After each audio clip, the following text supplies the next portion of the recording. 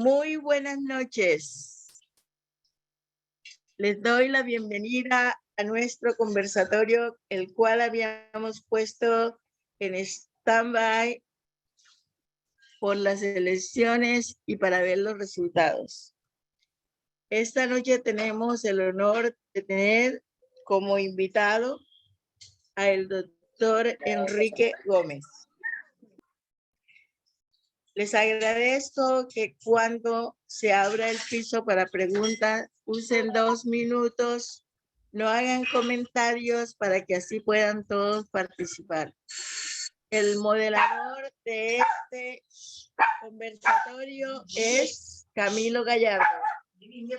Bienvenido, doctor Enrique Gómez. Camilo Gallardo va a hacer su presentación. Y se me olvidó de decirles, mi nombre es Nidia Pau. Yo creo que todos ustedes me conocen ya. Claro. Camilo. Muy buenas noches a todos los participantes. Muy buenas noches, doctor Enrique Gómez Martínez. Primero que todo, es un placer presentarlo el día de hoy. Yo soy una de las personas que lo apoyé en la anterior contienda. Gracias a mi voto sumamos y aquí vamos a trabajar duro para poderlo tener de presidente y poder tener esta gran opción para Colombia para que podamos recuperar la democracia. Entonces, lo voy a presentar a continuación. El doctor Enrique Gómez Martínez es bogotano, nació el 23 de diciembre de 1968, es abogado y político, representante legal del Movimiento Salvación Nacional y candidato a las elecciones presidenciales en Colombia de 2022. Aquí revisando el doctor, la familia nos informa que es hijo del periodista y economista y político colombiano Enrique Gómez Hurtado y su esposa María Angélica Martínez. Es hermano también del político Miguel Gómez Martínez, del conservador. Enrique Gómez Hurtado era hijo del político del Partido Conservador Colombiano Laureano Gómez Castro y su esposa María Hurtado Cajiao. Laureano Gómez Castro fundó el periódico del Siglo, conocido hoy como El Nuevo Siglo, propiedad actual de la familia, y fue presidente de Colombia entre 1950 y 1951. Asimismo, es sobrino del fallecido político colombiano Álvaro Gómez Hurtado y primo por esta línea del periodista Mauricio Gómez Escobar.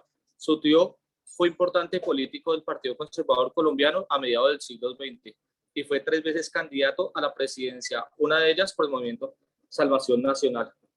Estudios: es abogado de la Universidad Sergio Arboleda de Bogotá, con una amplia experiencia en litigio, asesoría corporativa y estrategia en áreas de derechos, seguro, civil, comercial, administrativo y desarrollo de funciones, adquisiciones. Carrera profesional: ha sido director jurídico del Centro de Conciliación y Arbitraje de la Sociedad Colombiana de Ingenieros, árbitro y secretario de dicho centro. Fue miembro de la lista de secretarios tribunales de habitamiento de la Cámara de Comercio de Bogotá.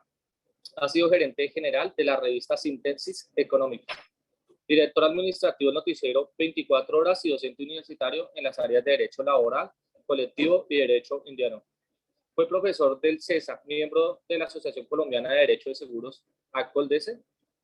Ha sido miembro de la Junta Directiva Adpostal, Sociedad Portuaria de Santa Marta, Avanti, Pimeco y los 3 elefantes industriales. Es también socio fundador de Suret Gómez Abogados desde noviembre del 2007 hasta el 2021. Su carrera política: Enrique Gómez Martínez es director ejecutivo de la Fundación Álvaro Gómez Hurtado y como tal ha sido responsable de liderar la investigación del asesinato del doctor Álvaro Gómez Hurtado, quien en su vida fue líder político, periodista, también fue abogado que representaba a la familia, es abogado que representaba a la familia Gómez en este caso. Para el 2022, Gómez es el vocero y representante legal del Movimiento Salvación Nacional y candidato a las elecciones presidenciales de Colombia de 2022.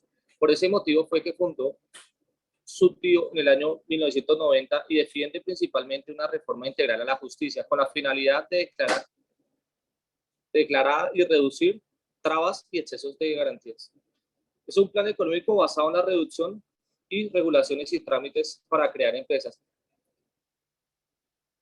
Yo creo que hasta ahí ya es muy largo lo demás que sigue. Yo creo que ahí pues está ampliamente dicho y pues la mayoría lo conocieron. Muchas gracias, doctor Enrique, y siga usted, por favor.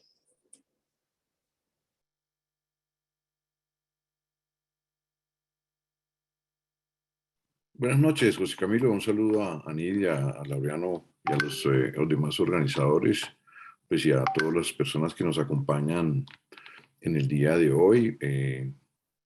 Desde Salvación Nacional seguimos haciendo pues, nuestro proceso político de construcción de partido, que es la ruta marcada para las necesidades de cara a las elecciones de 2023. Quería, pues como han sucedido tantas novedades, llamémoslas así, en la última semana, desde que programamos, no sé, José Camilo, Nidia, si tienen en concreto unos puntos de agenda que quieran esbozar o cuál sería el énfasis que le quieran dar al conversatorio en la medida en que, como digo, pues estamos viviendo una realidad cambiante por la hora casi. Entonces, no sé, José Camilo, cómo quiera que abordemos o si quieren un énfasis en una temática en particular, por favor. Pues usted lo acaba de decir, hay tantas cosas que todas y cada una son de vital importancia. A mí la reforma tributaria es súper importante, pero la reforma electoral a mí me parece terrible, y también ese cambio que los niños ahora, no sé, porque si hay niños, no se puede bombardear o no se pueden atacar a los criminales por los niños. ¿Usted qué le parece toda esa gama de cosas lindas que tenemos en estos momentos? Camilo quiere plantear algún tema. Marcela. Doctor, pues normalmente lo que nosotros hacemos es que ustedes como tal nos den un preámbulo sobre todo lo que están haciendo al momento, sus puntos de vista, y al final las personas le hacen las preguntas. O sea, ahorita los temas emblemáticos son los que dice la doctora Nidia, y que nosotros como tal pues nos tiene preocupados. O sea, el desgobierno como tal que se está viendo en este momento y la pérdida de fuerza en las instituciones como se está dando, cómo fue, digamos, la cantidad de generales que fueron retirados de la fuerza. O sea, la policía ahora no puede bombardear los campamentos donde hay niños, y la pregunta no es al contrario, o sea, no es que no se puedan bombardear, la cosa es que hace un niño allá. O sea, ¿por qué no castigamos al reclutador en cambio de castigar a lo que es la fuerza pública que está haciendo su trabajo? Cosas así. Entonces, no sé si le parece pronto que nos dé como un preámbulo de todo lo que usted piensa, de todo lo que usted ha visto en todos estos días, y después entonces hacemos preguntas con las personas. Muchas gracias. Bien, pues no sé si la anotación de Marcela sea en el mismo sentido o haya alguna otra. Sí, muy buenas noches, mi querido Enrique Gómez. Estoy pues primeramente muy orgullosa de que nos hayas representado como candidato presidencial en las pasadas elecciones. Muy orgullosamente voté por usted. Muchas gracias. Y estuve también participando aquí como testigo electoral aquí en Nueva York junto con Camilo. Estuvimos como testigos electorales de Salvación Nacional. Estamos muy comprometidos con el país desde acá, desde Nueva York, y pues más que todo, bueno, estoy súper preocupada por muchos temas en Colombia y queremos saber cómo ayudar desde acá, desde el exterior, primeramente. Y segundo, había comentado con doña Nidia de la preocupación de la reforma electoral, que me parece muy, muy grave eso, inclusive más grave que la reforma tributaria, aunque la reforma tributaria es grave, pero me llama más la atención lo de la reforma electoral. Y lo otro es también ver cómo vamos a participar nosotros aquí desde el exterior, ¿no? Porque también pienso que es importante apoyarlos a ustedes desde acá, desde el exterior, porque así como ellos hicieron un escándalo también de que nos están matando hace como un año que hicieron ese escándalo, entonces creo que nosotros también tenemos que hacernos sentir desde acá, desde el exterior, y decir que efectivamente lo que están poniendo en Colombia es un narcoestado, y desde acá ejercer pues presión y también ayudar a que en el 2024 se suba Donald Trump, porque él nos puede ayudar muchísimo también ese tema ya en Colombia. Y más que todo quiero como discutir esa parte que te digo de la reforma electoral y también del apoyo que nosotros queremos hacer aquí para organizar desde Nueva York, hacer una marcha desde Miami, desde las diferentes partes de Estados Unidos. Y muchas gracias por estar acá.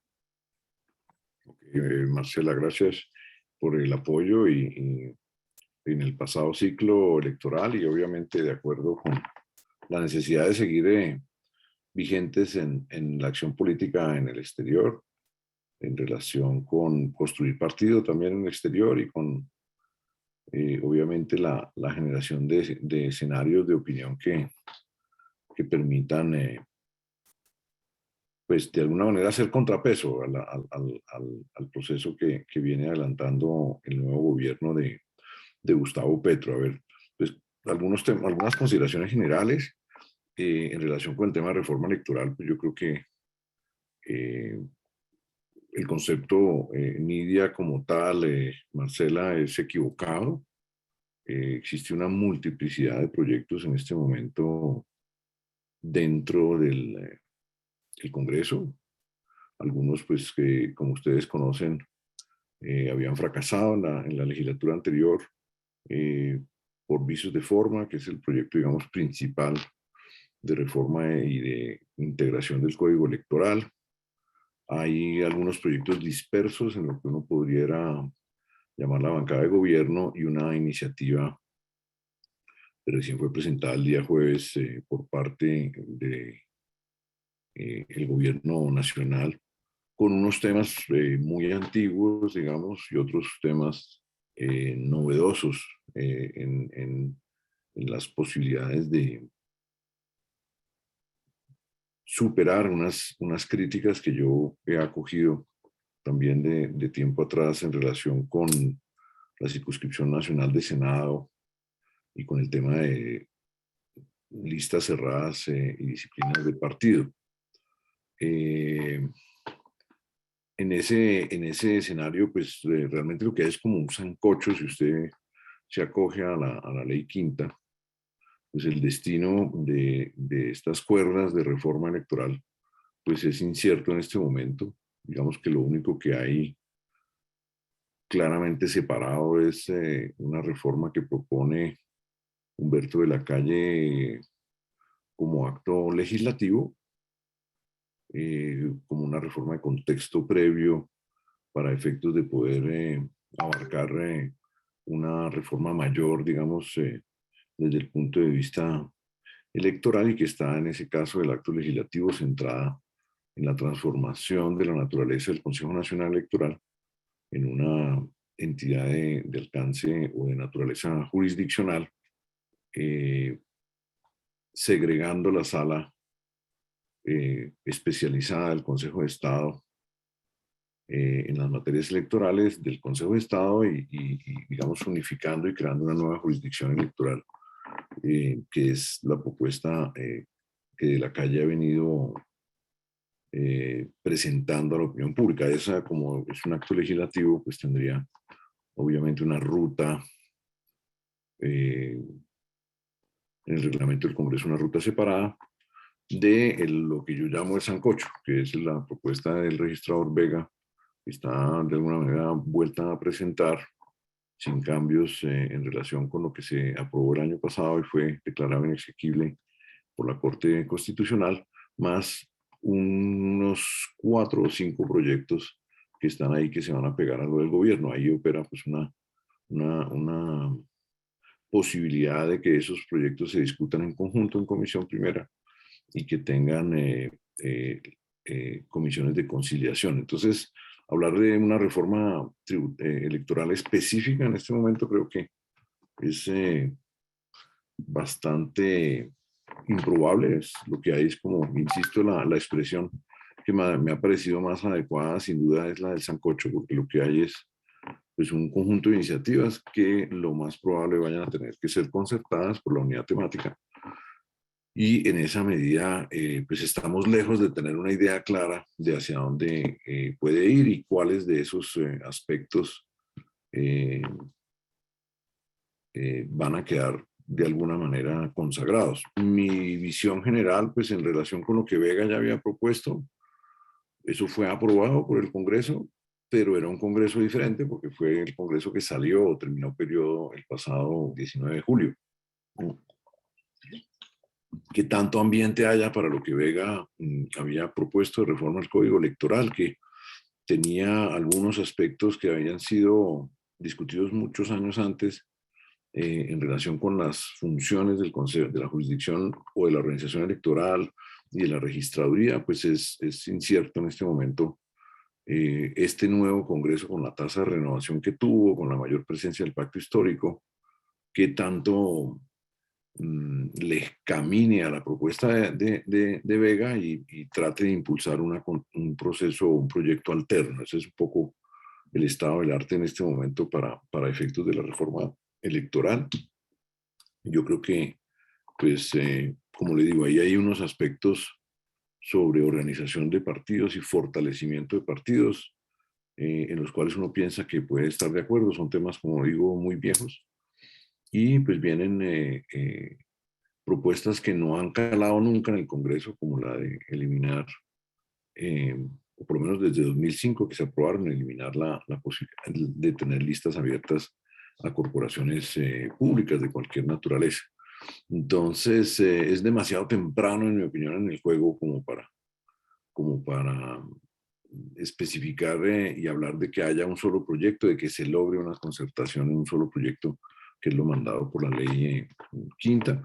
¿Por qué hago toda esta introducción? Pues porque me parece que hay que precisar que no necesariamente este sea uno de los temas de agenda prioritarios del pacto histórico. Esto ya venía, como les he demostrado, con el proyecto de reforma al Código Electoral que traía Vega y con otras iniciativas. O sea, y esto es un tema que si usted mira la historia legislativa del país de los últimos 20 años, casi que ha sido constante. Hemos entrado en muchos escenarios de ajuste, echamos un poquito para adelante, el Congreso echa para atrás.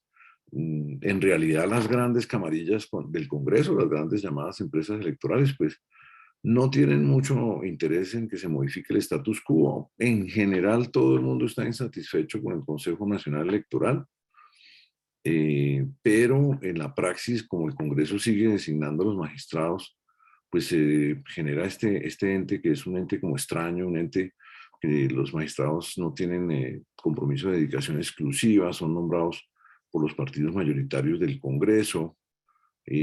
Hoy que el pacto histórico pues va a poder nombrar mayoritariamente, posiblemente hasta 2 magistrados, o por lo menos seguro uno en el Consejo Nacional Electoral, pues no lo veo tampoco muy empeñado en cambiar el status quo que ahora le favorece, ¿sí?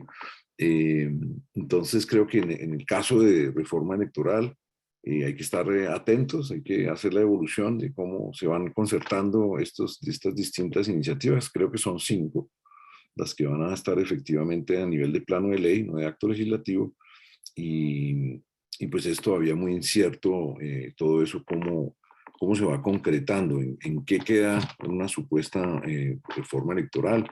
Obviamente que uno siempre, uno siempre teme pues una manipulación de las reglas electorales a favor de la ruptura de la continuidad democrática, pero en este caso ninguno de esos proyectos hace referencia a eso. Entonces creo que ese tira y afloje va a ser un tira y afloje muy denso. Puede que sea lento y puede que se pierda, digamos, ambiente en la reforma de Vega, o que incluso en los escenarios de concertación salgan temas nuevos, como se ha planteado la necesidad de un código sustantivo electoral, de un código de procedimiento electoral. Para no entrar en la complejidad y no consumir todo su tiempo en esto, pues en mis análisis y los informes que hemos venido preparando en Salvación Nacional, básicamente hay 12 grandes ejes temáticos de una reforma electoral en Colombia, sin tocar el tema de reelección y de acto legislativo modificatorio o referendo modificatorio o asamblea constituyente modificatoria del artículo tal vez 108, que prohíbe la reelección en Colombia. Entonces, esto para darles a ustedes como el paneo de que esto es un tema muchísimo más amplio, y en esa amplitud pues es todavía muy temprano en el juego como para saber qué se está haciendo o qué va a resultar de eso, pero lo que sí es claro es que la preocupación que pueda tener Nidia sobre que esa reforma sirva como para romper o sustentar el inicio de una hegemonía del pacto histórico, pues por ahora ese proyecto no existe. Mi predicción es que si intentan ese tipo de modificaciones para la no reelección sucesiva, lo harían en el marco de una eventual Asamblea Nacional Constituyente que derive de los acuerdos de paz que se van a intentar con el ELN. Entonces, por el momento, creo que ahí hay mucho tire y afloje y se sabe poco de qué pueda salir del Congreso en relación con el tema electoral. El tema de la reforma tributaria, pues creo que el país ha hecho un ejercicio paciente, un ejercicio respetuoso de mostrarle al ministro Campo pues la inconveniencia de muchas de sus ideas en el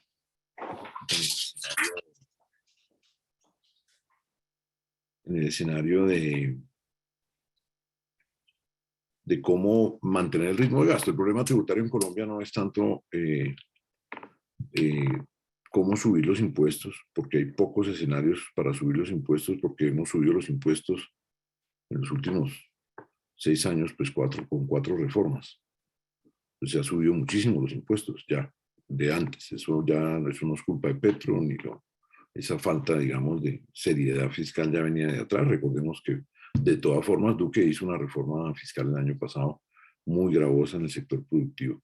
El tema es que no, la premisa de base es siempre equivocada. La premisa de base es que el gasto público solo debe y solo puede y debe necesariamente subir, así las fuentes fiscales no aumenten. Entonces, obviamente, con una doctrina como esa que la dejó andando Duque, digamos, de manera desaforada,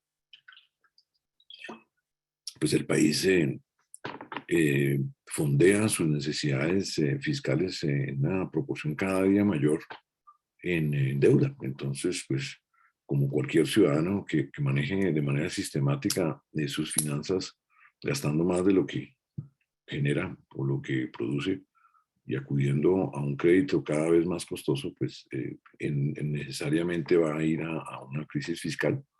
Y eso es lo más grave. Lo más grave es pues, la premisa de que hay que mantener el tren de gastos. Duque dejó en marcha pues un programa extensísimo, ustedes lo conocen, de ingreso solidario, que yo he criticado porque pasó de ser una medida transitoria con alguna justificación y ya hoy se le llena la boca a todos los políticos socialistas en Colombia en la presunción de volver esto una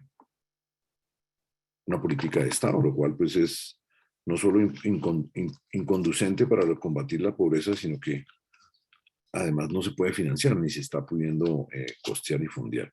Entonces, pues los sectores empresariales en Colombia, con los cuales yo me mantengo en contacto, diría yo, casi que permanentemente, no apoyan un frente común. El empresariado en Colombia maneja estos temas a través de la actividad gremial, y la actividad gremial es básicamente un juego de interlocuciones, es un juego de pequeñas agendas, de agendas sectoriales, microsectoriales, y creo que ellos están abordando su interacción con el gobierno de Petro bajo las mismas reglas de antes, y es que no me quiten tanto y ver a ver en el desorden yo qué saco. Esa es un poco la actitud general de nuestro empresariado, el grande, el mediano, el pequeño, pues generalmente nadie lo representa, o sea que tiene muy poquita capacidad, digamos, de frenar unas iniciativas.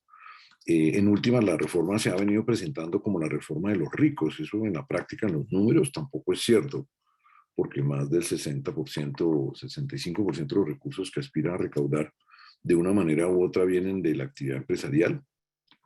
Y tiene esas pequeñas gabelas o pequeñas iniciativas marginales en torno al consumo, en el caso de los alimentos ultraprocesados, los efectos en el consumo de hidrocarburos en frontera, pues que tendrán indudablemente un efecto general inflacionario.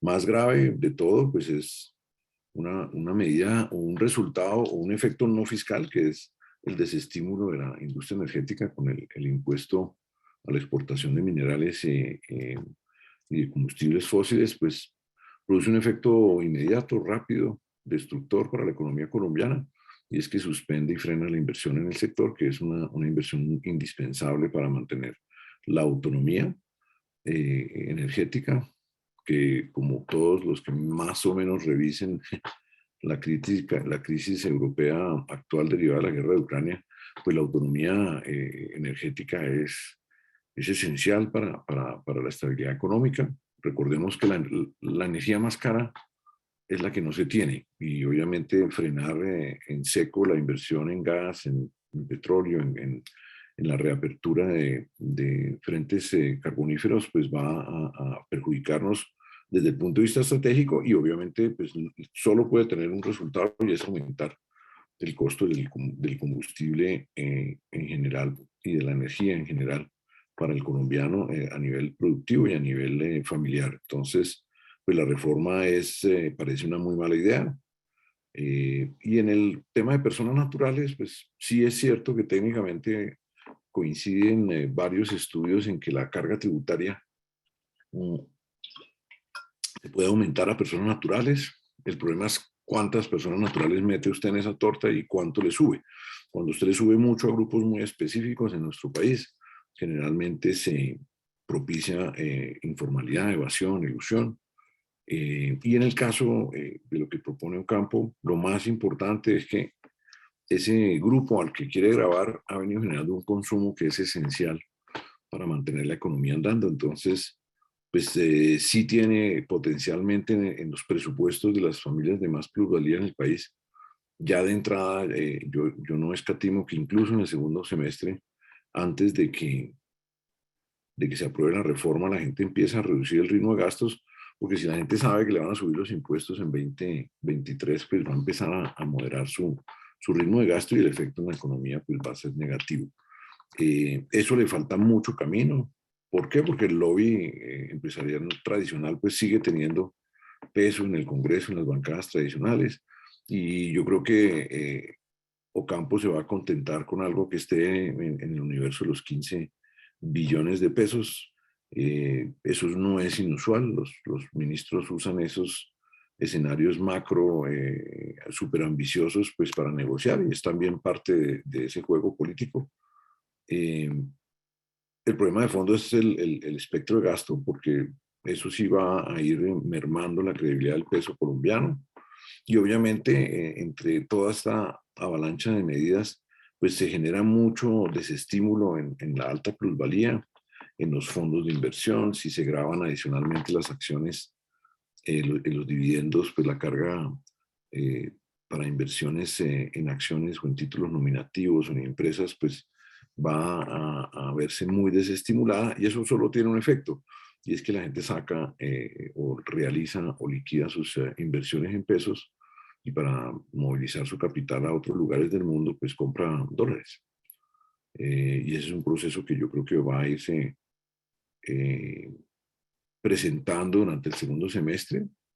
¿Por qué no ha habido tanta presión en el dólar? Pues porque la gente necesita vender. Pues si yo tengo acciones en pesos, inmuebles, negocios, pues necesito primero volverlos líquidos, y una vez los vuelvo líquidos es que compro los dólares para externar mi patrimonio y tratar de protegerlo. Entonces, toda esta reforma se va a ir discutiendo en un clima, yo creo, donde lenta, pero seguramente la tasa de cambio va a ir aumentando, con el efecto gravísimo pues de que hoy día ya no estamos pudiendo colocar deuda en los mercados de tenedores de bonos privados, no porque no nos presten, sí nos prestan, pero nos prestan a un precio que la programación fiscal de Hacienda no puede costear. Entonces ya con cerca de 84 billones de pesos de fondos previstos para cubrir pagos de deuda externa en 2023, ya la proporción, o sea, el gobierno de Petro necesariamente e irónicamente, porque él detesta la banca multilateral como el Fondo Monetario Internacional o el Banco Mundial, pues la única opción de crédito más o menos manejable, no es que sea barato, pero por debajo del par de mercado, pues es acudir a esa banca, que es lo que creo que tienen pensado hacer. El problema de esas fuentes de crédito es que son bastante más lentas de concretar. Bien, ahora vamos voy a hacer unos comentarios generales. Han sucedido muchos temas sobre el tema en el universo del orden público y en el tema de política judicial. Yo creo que no hay sorpresas, en mi opinión, para todos los que vimos y conocimos las noticias de los acuerdos o preacuerdos de la picota hechos por el hermano de Petro en campaña, quienes leímos en detenimiento muchos de sus aspectos del programa de gobierno, quienes escuchamos muchas de sus posturas detalladamente durante la campaña, pues evidentemente hay un acercamiento a ese universo mafioso que controla el tráfico en Colombia, desde la guerrilla o desde la delincuencia organizada. Ellos tienen una agenda muy, muy profunda política con las organizaciones indígenas radicales, sobre todo en el suroccidente del país, que tienen un compromiso muy amplio con la siembra de coca y de marihuana. Son unas economías ilegales muy, muy significativas que quienes no conozcan esa zona del país y que no la hayan visitado recientemente, pues no entienden la magnitud de cómo eso se ha expandido. Y ese es un constituyente esencial de Petro. Lo respaldaron casi que ciegamente y con una amplia mayoría en el proceso electoral, lo han respaldado antes de otros ciclos, lo respaldaron en el desastre del paro armado de 2021, en los bloqueos gravísimos cocaleros del 19, y si usted va hacia atrás, esas organizaciones han estado cerca de Gustavo Petro y de todo este grupo del progresismo colombiano. Entonces tiene alguna lógica que ellos quieran mostrarles resultados rápidos en el tema de suspensión o eliminación, como dice el documento de empalme del gobierno Petro, de cualquier escenario mecánica de erradicación forzada. Eso es un hecho que tenemos claro, y eso en últimas, cuando usted saca eso del lenguaje técnico, es legalizar la siembra. La siembra ya no será, digamos, perseguida en ningún escenario. Ya se había despenalizado parte de la siembra, pero obviamente se erradicaba. Ahora ya, pues ya ni se va a erradicar manualmente, ni mucho menos con fumigación. De hecho, el plan el documento de empalme habla de prohibición de cualquier forma de erradicación, para dejar claro que la erradicación manual tampoco se seguirá practicando. Ese escenario pues, nos debe preocupar a todos, porque de ahí lo que se genera pues, es un incremento en la siembra. Las economías de oferta y demanda que regulan este mercado pues, van a operar naturalmente, y en la medida en que haya menos barreras de acceso, menos riesgo, en donde se pueda sembrar en zonas menos boscosas, menos alejadas, pues yo creo que va a haber un incremento en las hectáreas de siembra pues muy, muy significativo. Y eso a su vez tiene un efecto, y es que aumenta la oferta de hoja de coca, y le aumenta la oferta de coca prensada, y inevitablemente va a producir una caída de los precios. Yo no creo que ningún analista ni economista del pacto histórico haya pensado que ese es un fin de su política. Perjudicar a sus bases indígenas no es posiblemente el objetivo. Regálenme un segundo.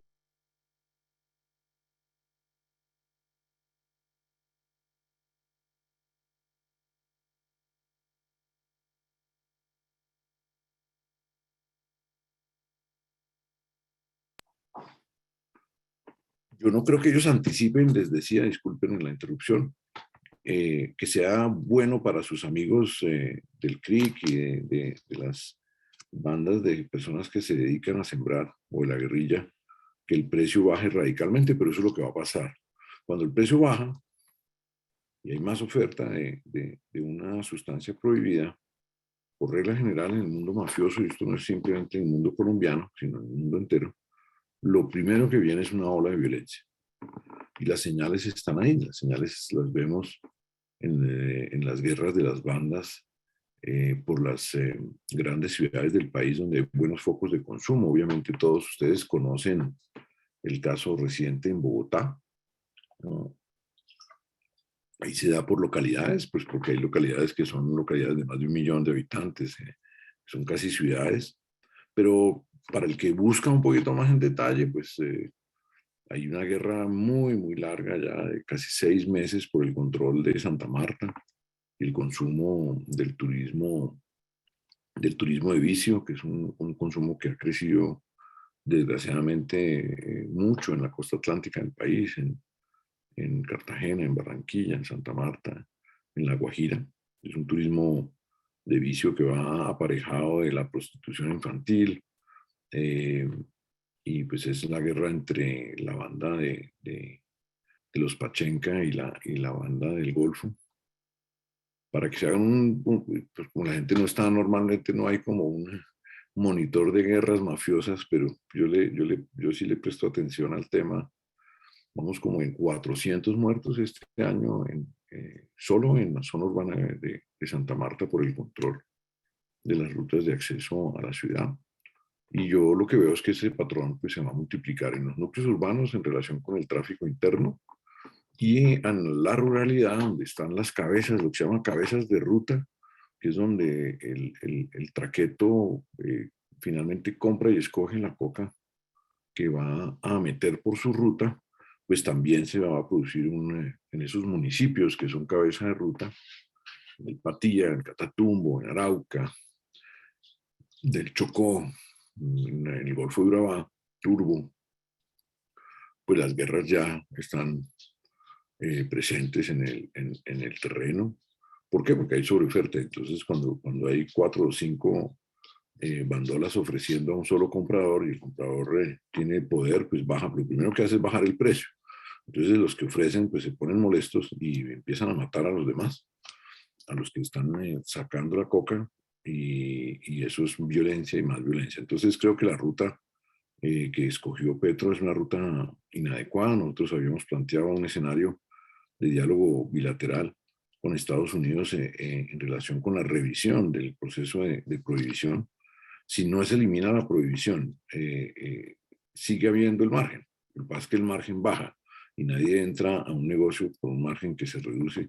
La gente quiere el mayor margen posible y por eso creo que estas políticas van a tener en el territorio muy rápidamente, porque la economía mafiosa es muy flexible, digamos, en términos de oferta, no así en términos de demanda, que es inelástica en la demanda, pues va a generarnos una ola de violencia impredecible, primero entre bandas, y cuando una banda triunfa sobre otra, el efecto siempre que ya hemos vivido, Bogotá en los 90s, Medellín en los 80s, todo el Valle del Cauca en los 90s y en el 2000, cuando los ejércitos de sicarios quedan desocupados, lo primero que hacen pues, es acudir a otras formas de delincuencia para sostenerse. Entonces eso termina en el corto y mediano plazo, termina generando pues, un deterioro de la calidad de vida para la población general.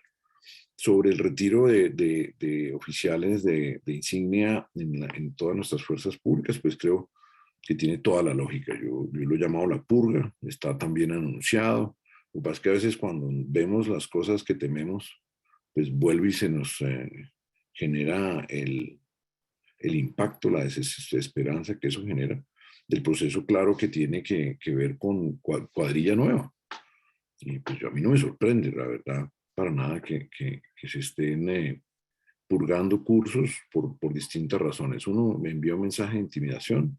2, asciende y la gente le queda debiendo un favor. En cualquier organización humana, liderada por quien sea, si usted me nombra a mí, me asciende a mí, me da un mejor sueldo, me da un mejor puesto, me da más poder, más funciones, pues yo quedo con un mínimo de lealtades hacia quien me ha hecho esa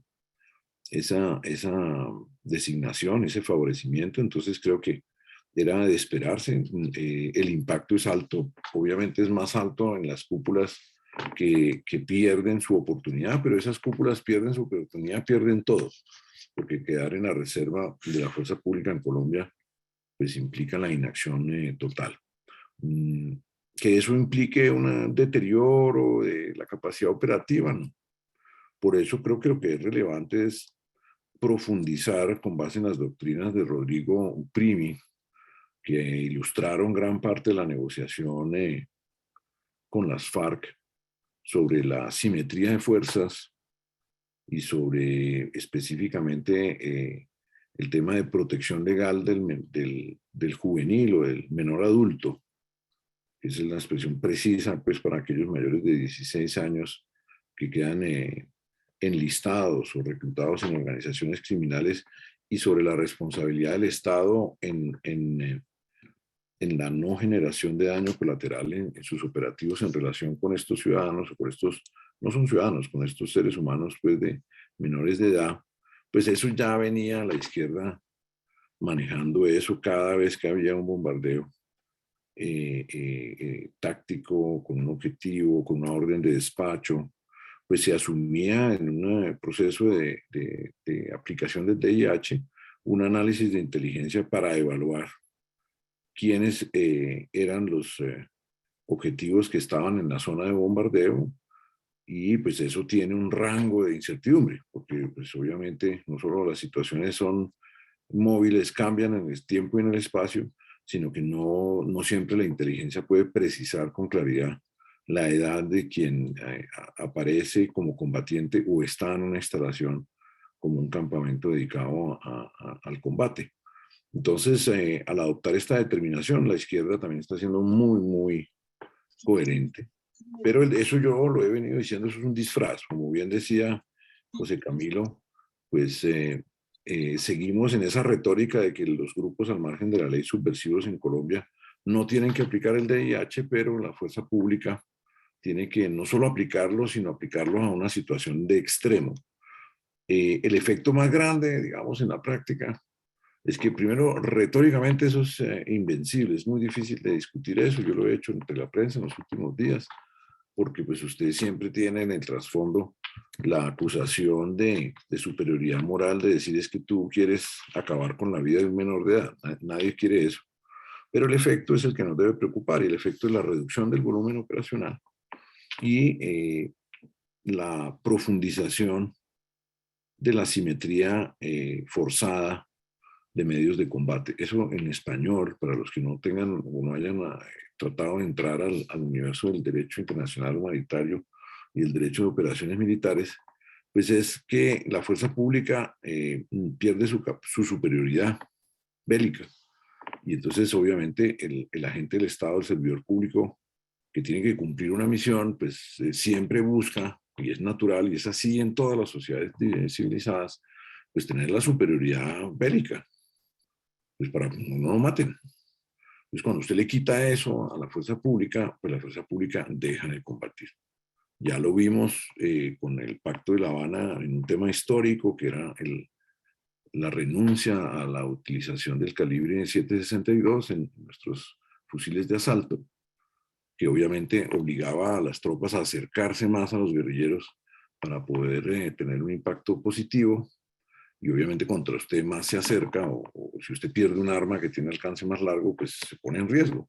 Entonces, ¿cuál es la reacción humana de nuestros miembros de la fuerza pública? Pues que en la medida en que pierdan la superioridad bélica, como indudablemente el bombardeo lo representa, pues van a dejar de operar. Si usted le dice a un comandante de pelotón que tiene que entrar a un campamento en la mitad de las selvas del Guaviare con 36 hombres, a enfrentar a 36 hombres a 400 kilómetros de su base de operaciones sin que se haga un bombardeo preventivo que merme la capacidad de respuesta de ese frente guerrillero, pues el señor no va a ir, tan sencillo como eso.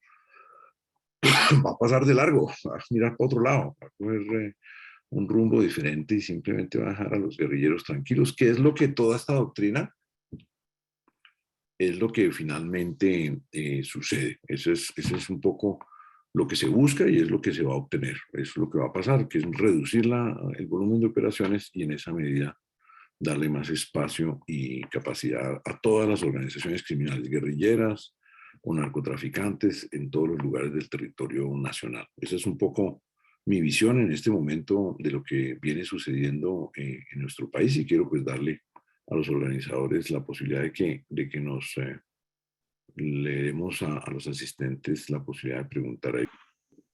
Hay una corriente muy definida que es la corriente de gobierno y hay una corriente que se deja llevar por lo que son los intereses particulares, que son las corrientes de los partidos tradicionales, donde buscan pues tener el beneficio personal o de pronto grupal cuando se habla de partido, que son ese tipo de personas pues, que hacen todos estos acuerdos para lograr participación del gobierno, como se llama, pero simplemente es como yo apoyo y tú me apoyas con contratos, puestos, lo que sea.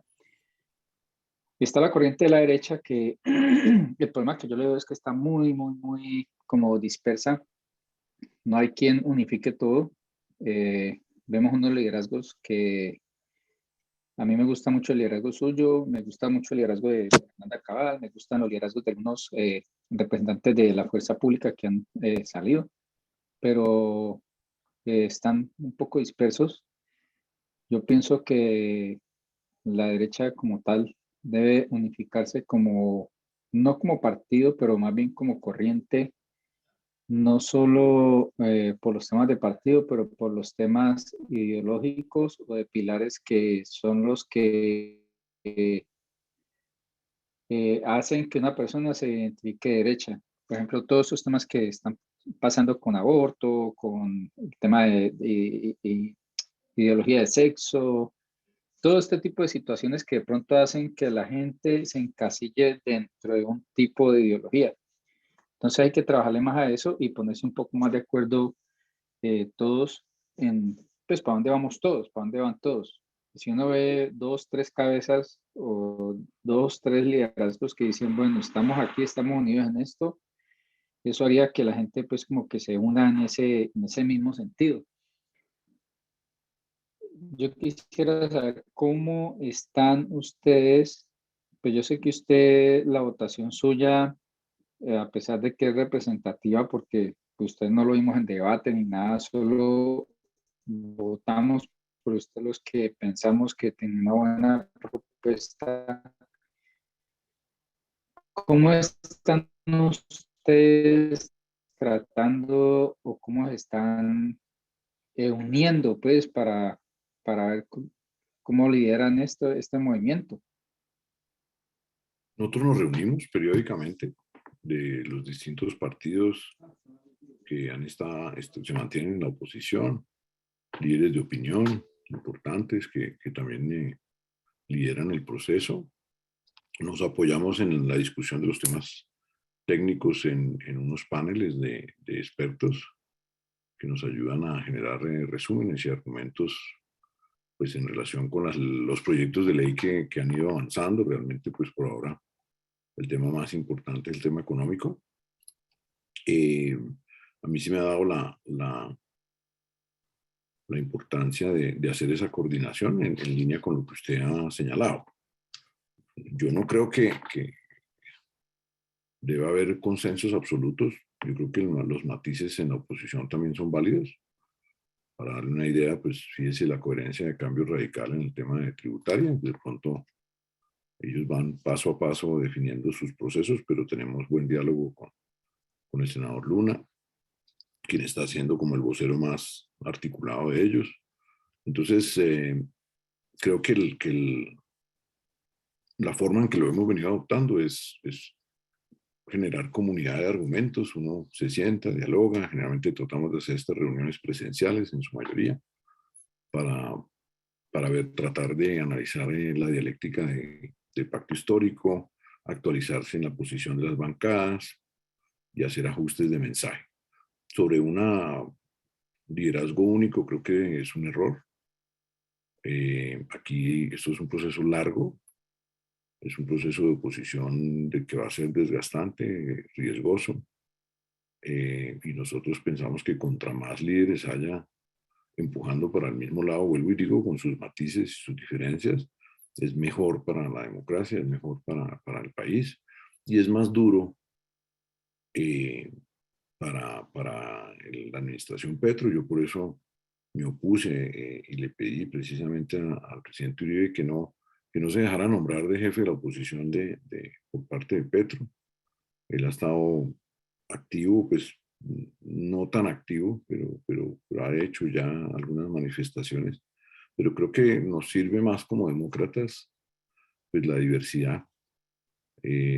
Nos hace fuertes tener grupo y no desgastarnos en procesos de liderazgo que no aportan mayor cosa. Yo soy amigo de la diversidad, me gusta escuchar las distintas consideraciones, las debilidades de los argumentos, según la opinión de cada quien que esté comprometido en enfrentar esta agenda de gobierno y uno pretender que todo el mundo esté de acuerdo todo el tiempo, como nos pasa mucho en la derecha. Esa es la que es la ruta para la división de los esfuerzos. Entonces yo me mantengo en una tesis ecléctica, sumo, respaldo, nuestras redes apoyan las manifestaciones de muchos opositores cuando coincidimos con ellas, y creo que hay que empujar todos para el mismo lado sin tratar de unificar, Jorge. Luis, dale.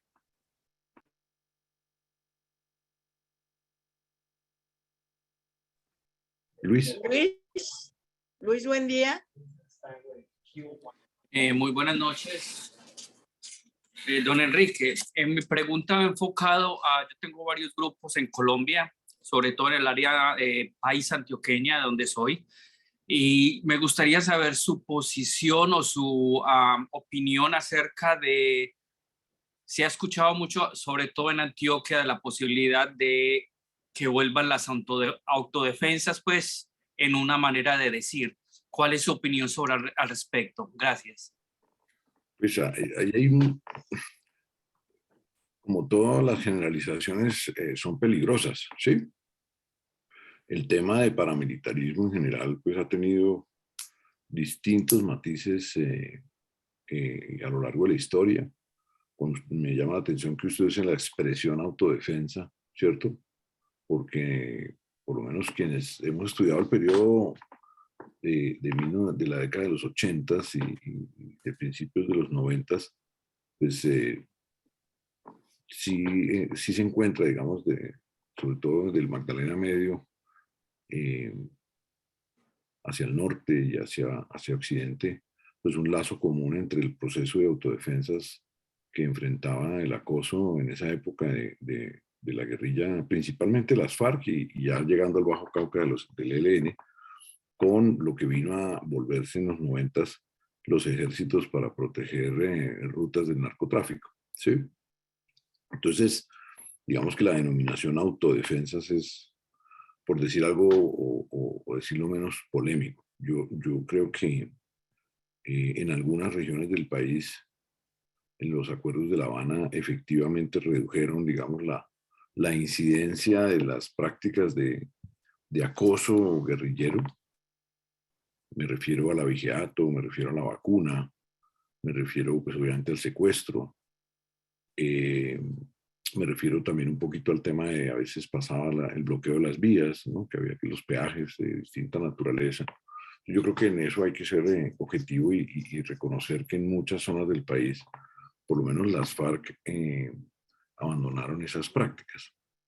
En zonas marginales, me refiero en las fronteras entre el Huila y el Caquetá, me refiero a Arauca, obviamente, Catatumbo, me refiero a las fronteras entre Meta y Guaviare, un poquito el sur del Bichada, y en el Patía, digamos, en la parte baja de la serranía, pues ya han reaparecido algunas de estas prácticas que afectan sectores productivos, sobre todo ganaderos marginales, pero el eje de la presencia de estas organizaciones ya no es perseguir al ganadero, el eje es el control para la coca. Como ahora el volumen de lo que siembran es tan grande, pues ya todas esas otras actividades que en la década de los 90, en la década del 2000 eran importantes para el financiamiento de estas organizaciones, es mi impresión, se han vuelto como marginales, no vale la pena el esfuerzo. Porque el flujo, pues con 300.000 hectáreas de coca sembradas, el flujo, el cuidado de las hojas de coca consumen a estas organizaciones, ¿sí? Entonces, la otra preocupación que uno puede tener, que ya se vive y se experimentan los primeros escenarios en el norte del Cauca y sur del Valle del Cauca, es la defensa de las tierras, que es un problema que ya se había experimentado sin lugar a dudas. Tal vez el más famoso fue Urabá, para efectos del fenómeno de autodefensas, que a su vez Slash derivó en un paramilitarismo narcotraficante terrible, porque eso empezó realmente en los 80s, mucho antes de los acuerdos de paz con el ERT y el EPL, por la invasión sistemática de tierras bananeras. Yo donde veo hoy, eso ha vuelto hay nuevas organizaciones entrando a Urabá, obviamente que ya no es tan fácil. En Urabá pues hay dos tipos de tenencia de tierra productiva. Obviamente la ganadería extensiva es la mayoritaria, pero pues en el caso de las tierras bananeras, como fue en los 80, no sucede porque la industria bananera sí hizo un tránsito a la formalidad y a la garantía de los derechos del trabajo. De hecho, la industria bananera tiene el segundo mayor promedio de salarial en Colombia. Solo la industria azucarera tiene un promedio salarial mayor. Azúcar está en un salario promedio de como de 2,5 millones de pesos por empleado promedio, y en la industria bananera en Urabá está como en 1,8 millones de pesos de salario promedio. Entonces digamos que lo que fue un motor en la década de los 90 ya no es un motor hoy día contra el banano, pero por ejemplo la invasión de tierras ganaderas en Urabá pues es un tema muy antiguo. Ahí hay un efecto de autodefensa que lo veo yo en el sur del Valle del Cauca, a medida que el CRIC empieza a afectar ya no las tierras de los ingenios o las tierras de los aristócratas caucanos, pues que tenían esas tierras de tiempo atrás, y se mete, por decirle algo, en Puerto Tejada, a las tierras que eran de los narcos. Esas tierras que eran de los narcos, en mi opinión, eso es mi opinión, no lo puedo probar específicamente, pero muchas de ellas siguen siendo los narcos. Lo que pasa es que eso tiene unas cadenas de testaferrato a través de la SAE. Los narcos fueron muy habilidosos en hacer que las comunidades de negritudes como que, entre comillas, invadieran sus propias tierras, pero son consejos comunitarios que son de ellos, ¿sí? Y yo sí tengo el temor, por lo menos, de que ahí se pueda presentar un fenómeno de violencia de autodefensas, porque pues yo pues no lo sé si Luis lo sabe, pero yo he venido denunciando desde hace muchos años cómo se manipulan los organigramas criminales para convencer a la población de que las organizaciones o los carteles del pasado ya no existen. Eso no es cierto. Las grandes líneas mafiosas colombianas siguen estando ahí. Lo que pasa es que ahora una connivencia entre el Poder Judicial, la policía, la indiferencia de los gringos, me parece a mí, pues hace que las familias mafiosas se han vuelto banqueras, pero están ahí, están ahí. Y cuando usted habla de Sinaloa, pues esos son los rastrojos, eso no, son los mismos tipos. Cuando usted habla del Golfo, pues son los urabeños, son los mismos de antes. Pero claro, pues nunca aparece el mismo porque pues, es un modo de vida violento, ¿no? Por definición, y pues se van matando entre ellos, pero cuando usted va averiguando en detalle en los medios locales especializados, usted quiere tener como un monitor de la mafia colombiana, usted mira los blogs en Cartago, que es la capital mafiosa de Colombia, y usted ahí va viendo pues que las mismas familias están en eso. Entonces esas familias no se van a dejar quitar la tierra ni de Petro, ni del CRIC, ni de nadie, porque pues eso es una cultura mafiosa muy, muy compleja. Después usted tiene los ganaderos, que los ganaderos en zonas como Córdoba, en zonas como Sucre, pues han sido culturas también muy violentas, pero ellos tienen, de lo que yo he podido ver, la paz con los zenúes. O sea, en esas vegas, los cabildos y los ganaderos resolvieron eso. Obviamente que puede llegar factores externos, que es lo que generalmente sucede en nuestro país, que es que llegan ejércitos de otras partes a impulsar estas expropiaciones forzosas. Que la nación misma se meta en eso, que la ministra de Agricultura vaya a destapar ese polvorín, como digamos, en coger el municipio estratégicos de Córdoba y expropiar, no sé, 100.000 hectáreas ganaderas. Yo no veo eso sucediendo. Si lo hacen, sería, digamos, primero sumamente costoso. O sea, que de alguna manera esas tierras tienen una valorización muy alta. Son tan costosas que no sirven para sembrar.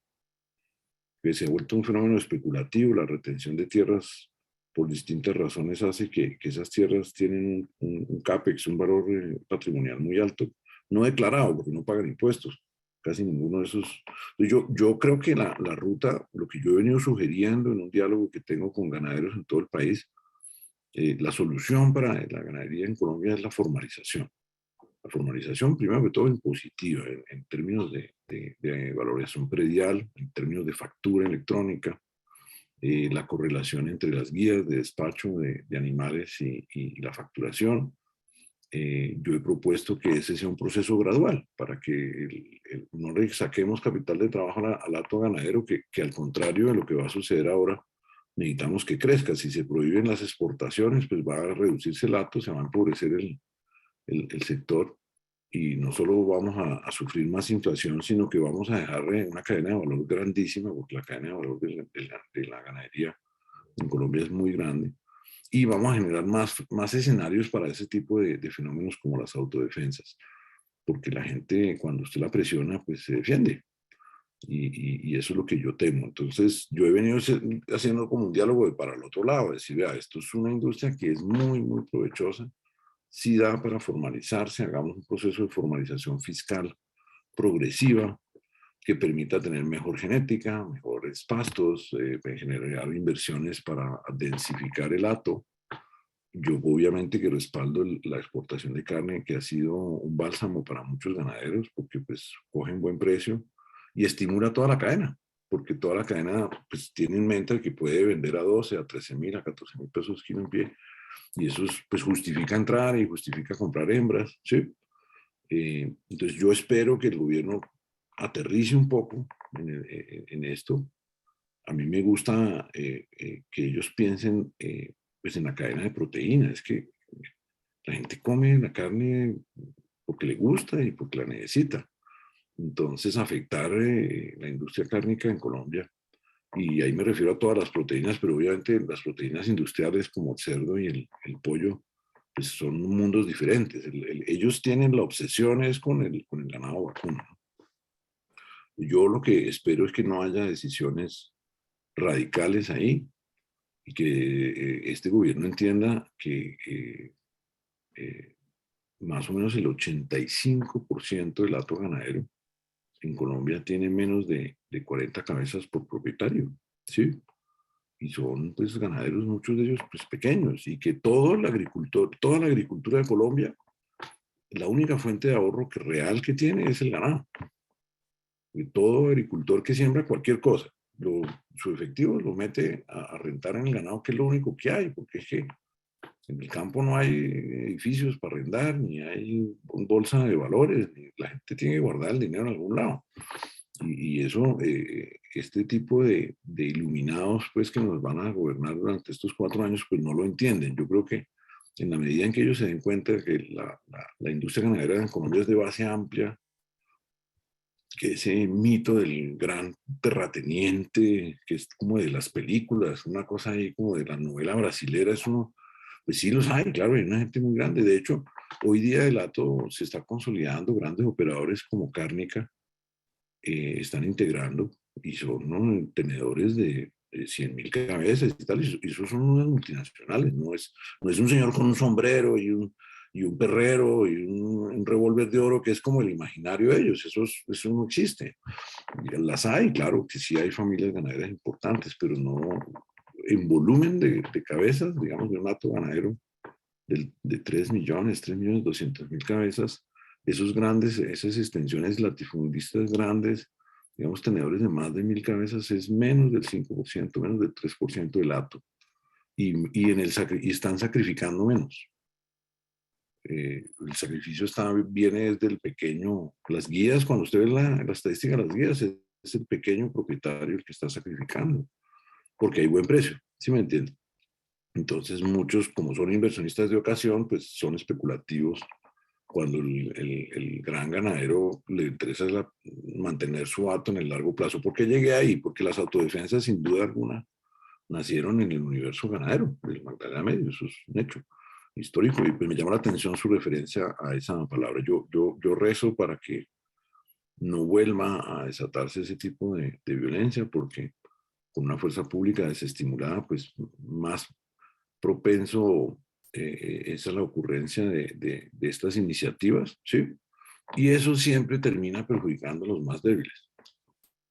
Porque pues quienes vivimos en entornos urbanos, tenemos vigilante armado en la puerta del edificio, nos movemos en zonas iluminadas, no marginales, pues ahí escapamos la violencia, pero recuerde que siempre es el extremo más débil de la cadena el que más sufre todo este tipo de violencias, y por eso pues nos vamos a mantener en la oposición racional de levantar las alertas y decirle, vea, si usted toma estas medidas, bueno, pueden pasar estas cosas. Vamos, esperemos que no.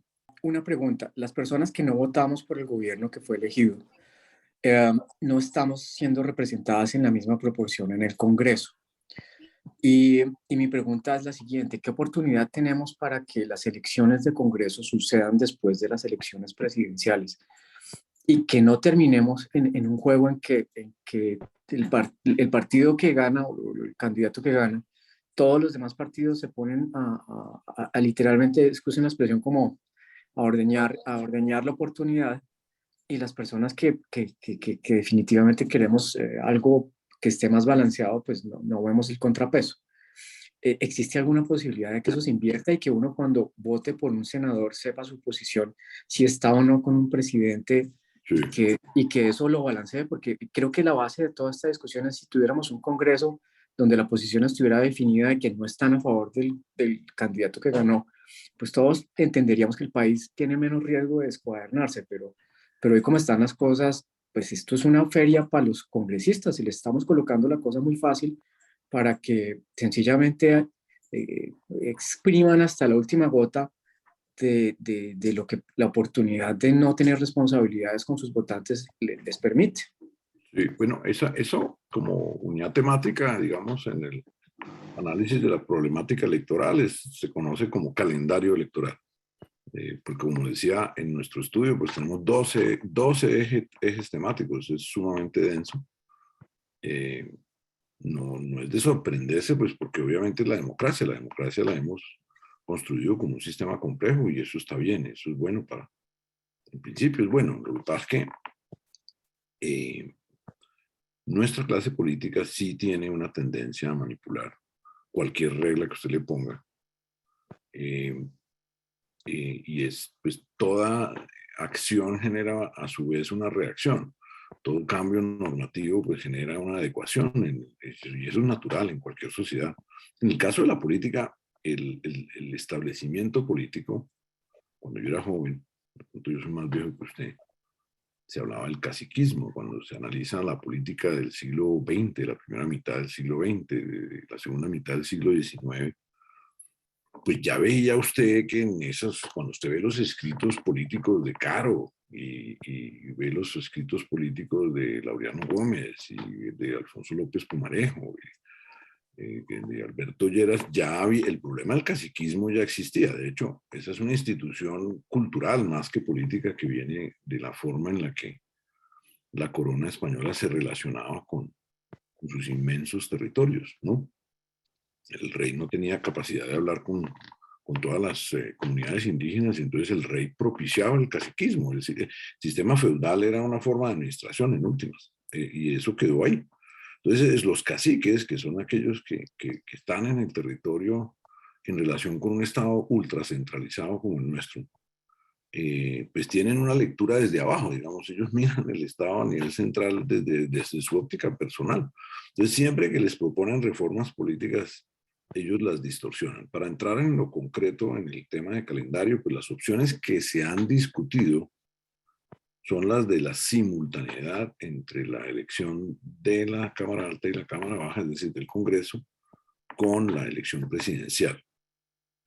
Entonces, mucha gente dice, hombre, esa sería la forma de que un presidente popular, ¿cierto?, pudiera aprovechar su popularidad para mejorar su gobernabilidad congresional, es decir, que tuviese una bancada más afecta a él, porque como pues aprovecha todo su esfuerzo ahí, arrastra la votación a los partidos que lo respaldan. Pero mire que mientras tanto, por el otro lado, ninguno de los dos candidatos con los cuales tuvimos la desgracia de tener que votar el 19 de junio pertenecía a ningún partido organizado. Entonces, porque ellos han distorsionado, ellos me refiero a los políticos tradicionales, y Petro es un político tradicional, porque pues un tipo que lleva 20 y tantos años en el Congreso, pues es un político tradicional. Él dirá que no, pero en la práctica es un experto en hacerse reelegir. Ellos pues habían venido manipulando de tiempo atrás el mecanismo de movimiento significativo de firmas. Realmente la novedad, y eso sí hay que abonárselo sin lugar a dudas al ingeniero Rodolfo Hernández, pues fue él. Él sí no, él venía como de otra órbita, había estado en el poder territorial, pero claramente por fuera de todos los partidos. Entonces, en un escenario de simultaneidad, pues no hubiéramos resuelto el problema, porque los dos candidatos que terminaron en el balotaje, pues no iban con ningún partido en concreto. Entonces, no se hubiera producido el beneficio que usted señala de que por lo menos démosle al gobernante una mayoría viable en el Congreso. En las democracias representativas parlamentarias lo hacen al revés. Lo hacen al revés en el sentido de que es el partido que gana en el Parlamento el que nombra el jefe de gobierno o lidera la formación de coaliciones. Entonces es que es el modelo principalmente europeo en el bipartidismo, en el caso de Estados Unidos, de Inglaterra, perdón, y en el caso del resto de Europa, pues en el multipartidismo que pues marcó, digamos, la reconstrucción de las democracias europeas después de la Segunda Guerra Mundial. Entonces, ellos lo hacen distinto. Dicen, pues gobierna el que ya maneja más o menos el Congreso, o puede más o menos manejar el Congreso, y eso le da más poder al Ejecutivo sobre el Parlamento.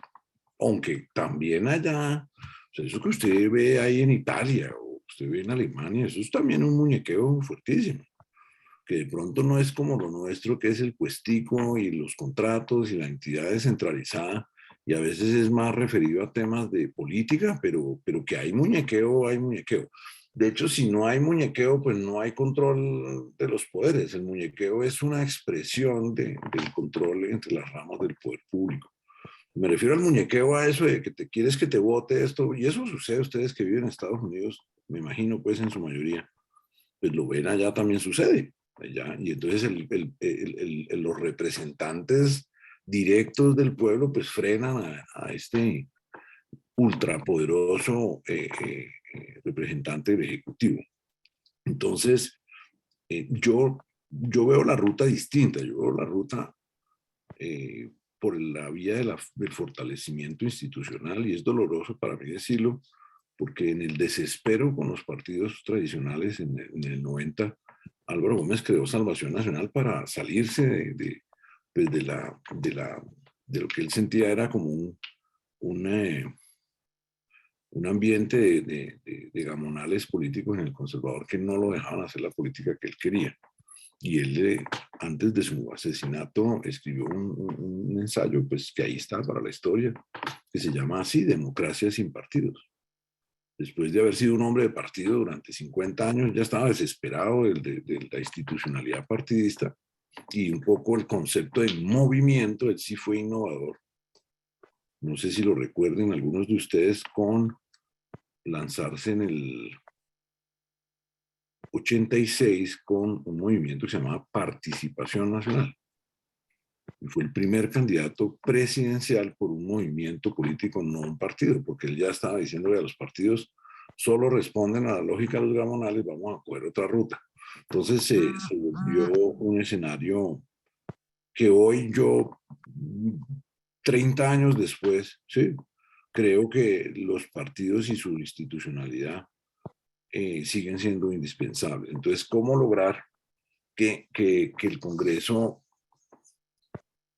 hoy día no sea, digamos, simplemente un foco como el temor que tenemos de negociar en un mercado persa, lo llamo yo? Eso es como un mercado persa. ¿Cómo lograr que haya un poco más de integridad ideológica en el control político al gobierno de turno? Pues formalizando y tecnificando los partidos, dándoles base democrática. Todas las reformas que preocupaban a Nidia, que nos preguntábamos al principio, están tratando de devolver esa democratización real. Yo en Salvación Nacional tengo el reto y el deseo de lograrlo.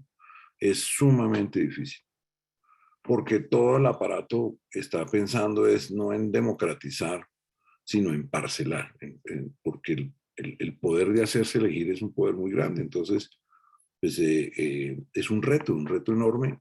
El único partido que logró un proceso de formalización democrática fue el Partido Conservador, a raíz del acto legislativo 1 del 2005, que era la condición para que Salvación Nacional volviera al conservatismo. Se hicieron 2 elecciones populares de directorios a nivel nacional. La primera de ellas en el 2006 tuvo 1.2 millones de votantes. Fue un hito en la historia de la democracia en Colombia. E inmediatamente Efraín Cepeda y la camarilla que hoy controla el partido le dio un golpe de estado a ese estatuto, lo suspendió, triunfó en el Consejo Nacional Electoral, y ese que fue el único escenario de democratización de base, donde la base elegía las directivas del partido, pues se acabó. Solo hubo 2 elecciones, precisamente mientras hubo el pleito en el Consejo Nacional Electoral. Entonces, que el calendario incida pues en nuestro modelo de presidencialista, puede que sí, pero es más importante hoy día rescatar la institucionalidad de los partidos, porque todo va hacia movimientos significativos de firma. Mire, hay 20.428 funcionarios de elección popular que se van a elegir en 2023. Hay estimados de que más de la mitad se van a lanzar por movimientos de firmas independientes. Y mire que el candidato de los partidos no llegó a la segunda vuelta. Sí, que era Federico. Pues ahí estaban todos, supuestamente, por lo menos nominalmente, con él. Y yo creo que hay un modelo de crisis en eso que no es bueno, porque los movimientos independientes pues implican un rechazo a los partidos, pero al final no suman, no se congregan, no arreglan el problema en lo local, en el municipio, a veces en una lista al Congreso, que es muy difícil de lograr el umbral que está previsto en la ley hoy día. Entonces creo que la ruta para lograr lo que usted quiere es sentarnos y construir nuevos partidos. Y el calendario será menos importante, en mi opinión. Obviamente que un calendario simultáneo también tiene cosas malas, ¿no?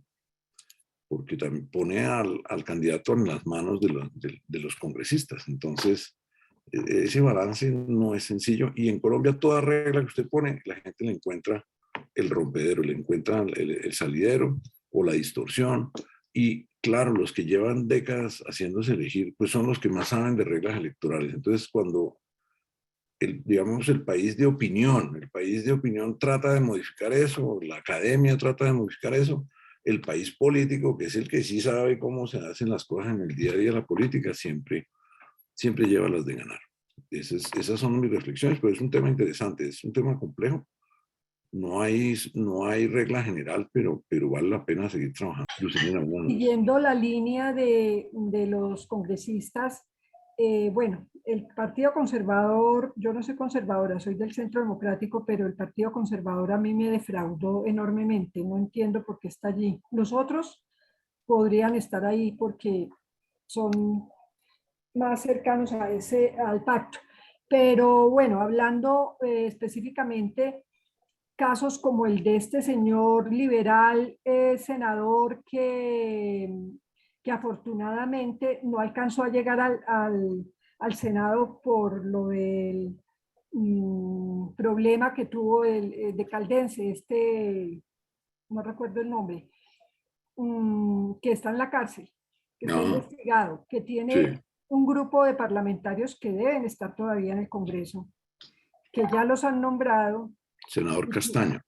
Sí, y que hay algunos vínculos con congresistas que en este momento fueron nombrados y por primera vez.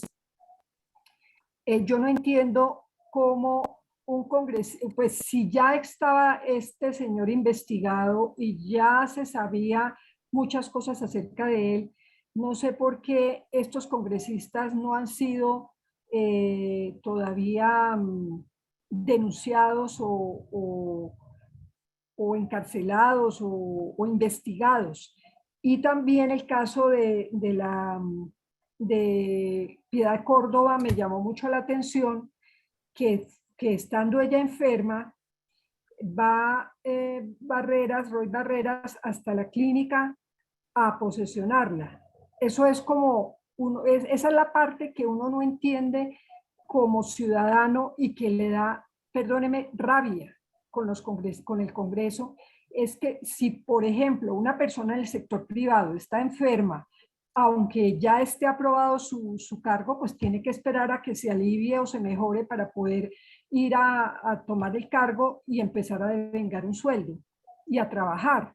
Pero este señor va a la clínica, la posesiona, no sé si esta señora ya está curada, si ya está yendo al Congreso, pero creo que duró, si ya está yendo al Congreso, duró mucho, un buen rato enferma.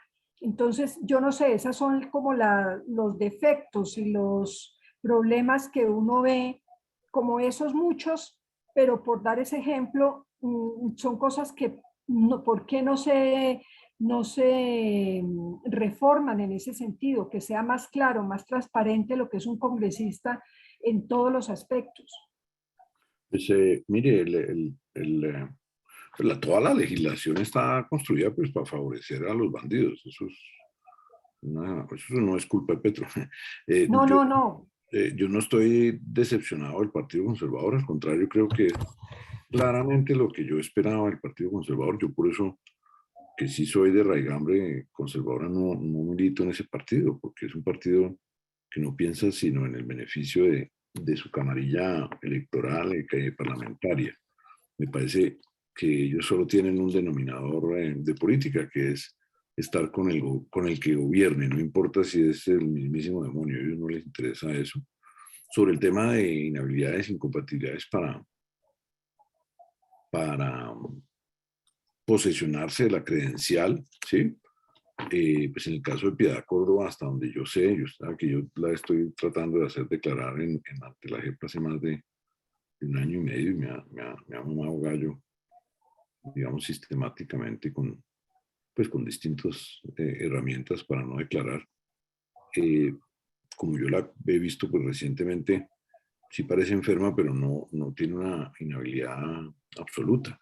Entonces sí se puede posesionar.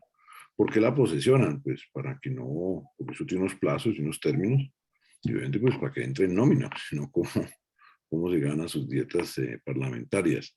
Que ella vaya a ir o no, pues depende mucho de la evolución de su estado de salud. Eso tiene unas reglas, hay unas reglas, pasado cierto tiempo, en el marco del contrato de trabajo, si no estoy más, son 180 días, pues la ARL deja de asumir la cobertura del salarial y creo que tendría que renunciar, o se termina, digamos, la relación reglamentaria.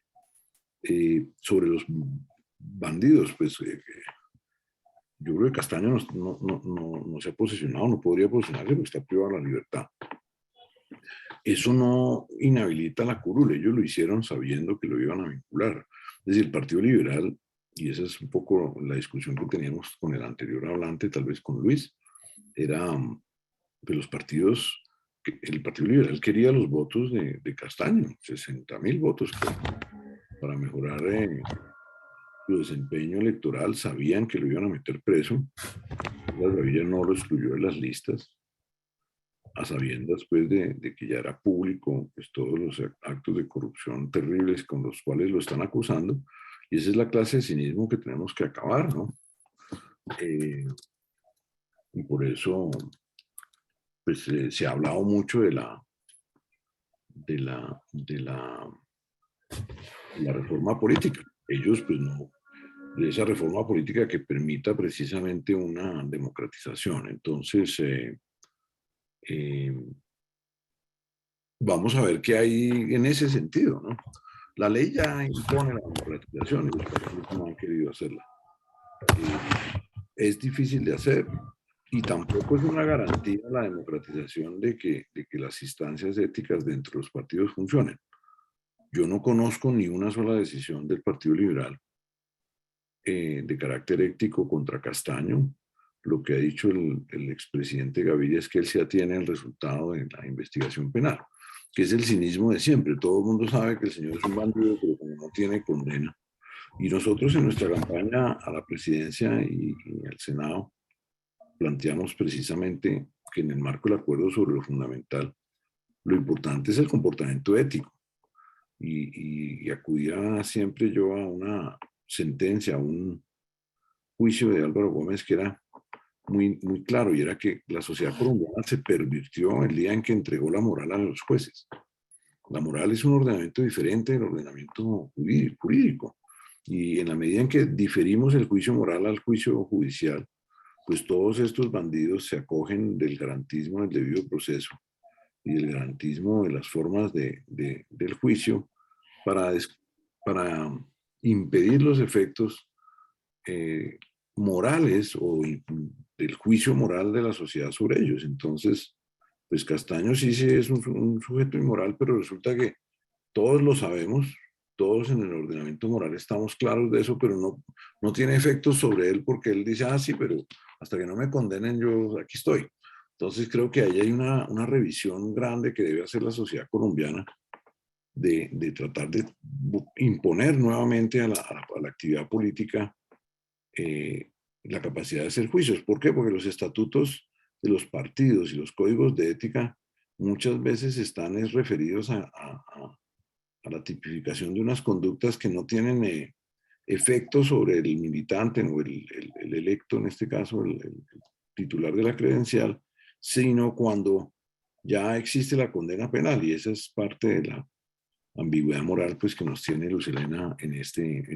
Hay algunas cuestiones que preocupan acá, usted ya ha hablado muchas de estas cosas, pero es el caso de lo que están haciendo con las instituciones, con esto que quieren sacar a la policía del Ministerio de Defensa, pasar a un Ministerio de Seguridad donde va a estar con el IMPEC. El IMPEC tiene sindicatos, que la policía la van a dejar sindicalizar también, les van a dar voto político, que de estas cosas han más o menos hecho ustedes dentro de lo que ustedes están articulando de esta oposición para defender la democracia, las medidas para neutralizar, porque estos cambios que son aberrantes, pero algunos necesitarán cambio constitucional o leyes estatutarias o ordinarias o agarrazos por decreto. Lo que están haciendo ahorita, el ministro de Defensa es un ente, el ministerio es un ente administrativo, no tiene por qué estarse metiendo en las operaciones, pero ya tomó directo acción en las operaciones, prohibiendo los bombardeos, prohibiendo la cuestión de la. El ministro sí puede cambiar el reglamento operacional, sí, que es un poco, y en este caso, pues el estándar de daño colateral que ya existe se puede especificar. También usted puede decir que no debe haber gente con cachuchas que digan instructor, o pues eso lo puede hacer el ministro porque tiene facultad reglamentaria en el marco del derecho de las operaciones. No hay muchas policías que tengan, digamos, subordinación al establecimiento militar en Latinoamérica, en el mundo. ¿Por qué la hicimos así? Pues por la violencia liberal conservadora generó unas dinámicas violentas. Yo no les voy a dar una opinión sobre la violentología del siglo XX en Colombia, pero yo siempre he creído que fueron muchos tipos de violencias, no hubo una sola violencia. Había violencias territoriales, había violencias por la tierra, había violencias familiares, había violencia política también, había distintas dinámicas violentas, y en un periodo del siglo XX, sin lugar a dudas, en la hegemonía liberal entre el 30 y el 9 de abril, pues la policía terminó como ente dependiente del alcalde, que lo nombraba el presidente, pues terminó involucrándose en estos factores de violencia. Ese es el origen de adscribirla a la estructura de defensa y a darle un ordenamiento cuasi militar, porque la policía en Colombia tiene en sus estructuras pues unas diferencias muy grandes con los cuerpos de policía, por ejemplo, como el que ustedes conocen en Estados Unidos, tanto a nivel condal como a nivel federal. También así le fuimos dando unas misiones especiales no policiales a la Policía Nacional. Hoy día posiblemente los comandos jungla de la Policía Nacional tienen un nivel de eficacia incluso mayor que los de las fuerzas especiales en términos de operaciones especiales, entre otras porque Oscar Naranjo y otros se encargaron de destruir la trilogía de inteligencia en Colombia, obviamente la eliminación del DAS que todos conocemos, pero también la marginalización de la jefatura de inteligencia de las fuerzas militares. La distorsión del rol de la inteligencia naval pues fue dejando la labor de inteligencia casi que al arbitrio, en un monopolio que a mí me parece peligroso, del director de la Policía Nacional y de la DIPOL. Entonces, como las operaciones especiales son tan delicadas por su complejidad, por el riesgo para los operativos, por el problema del cuidado, que sí lo hay. Es que todo esto parte de la premisa de que la fuerza de policía y la fuerza militar en Colombia no aplica el DIH, sí lo aplican, y lo aplica con cuidado, y eso, el despacho de una operación especial es una cosa compleja, con participación de un oficial de control, a veces con participación de la fiscalía, pero en el caso colombiano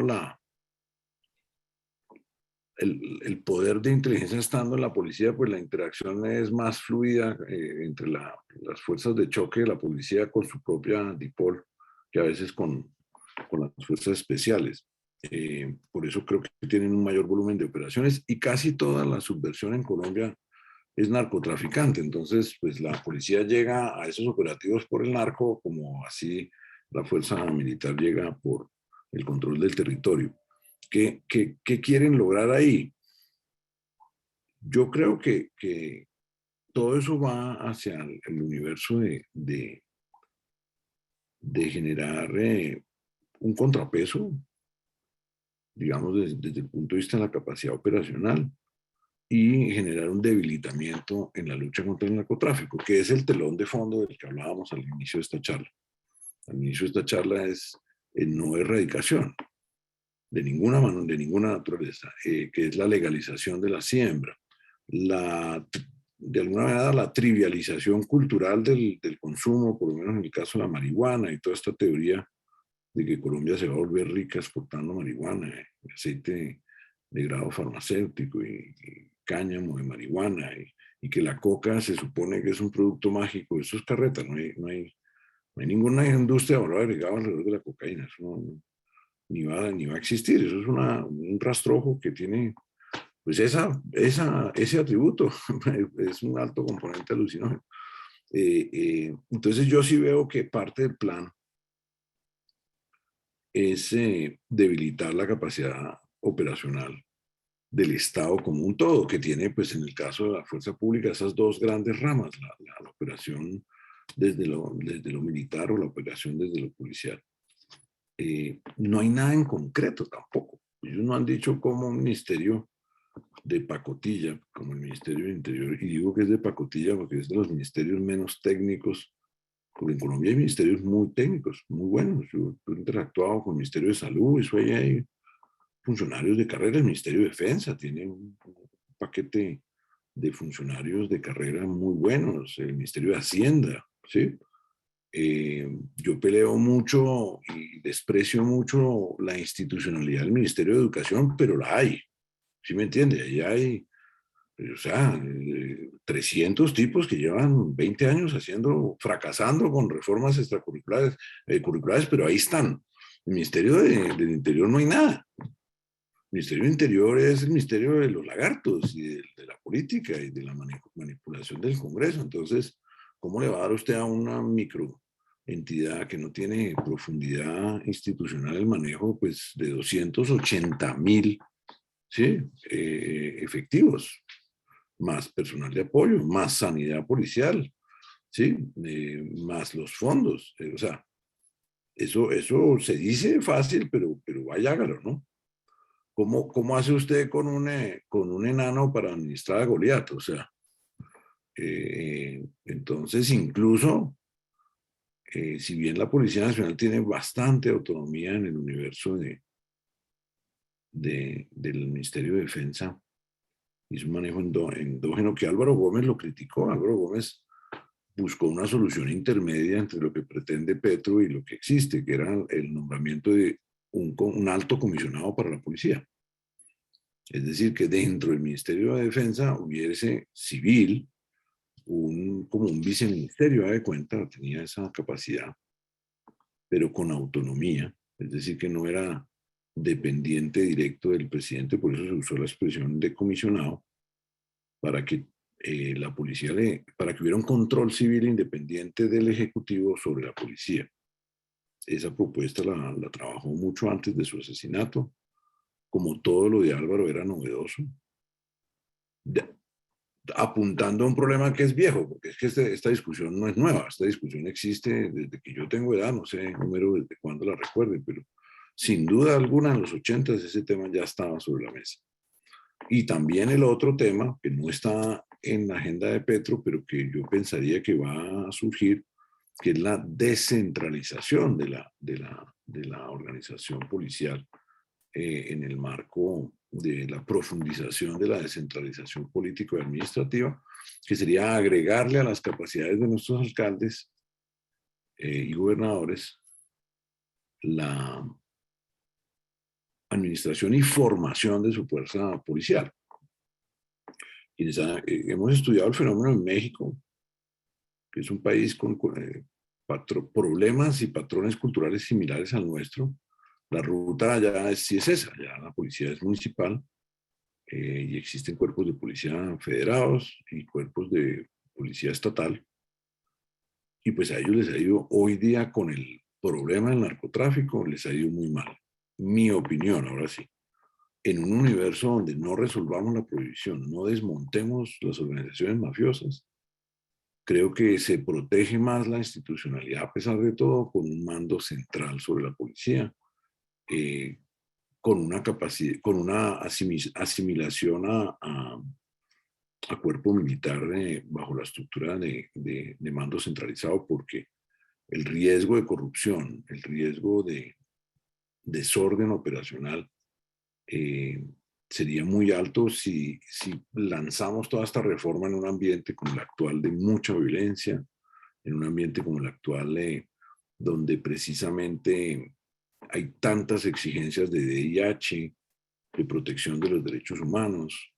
Yo he revisado en detalle las políticas internas de promoción de los derechos humanos en la Policía Nacional y creo que se ha hecho un esfuerzo muy respetable. Siempre la izquierda lo critica, ¿cierto? Siempre lo ignora, siempre, pero yo creo que para tener una tasa de rotación tan alta, un nivel de incorporación juvenil muy inestable, con un promedio de retiro muy, muy alto, creo que la policía sí se esfuerza muchísimo en ese tema.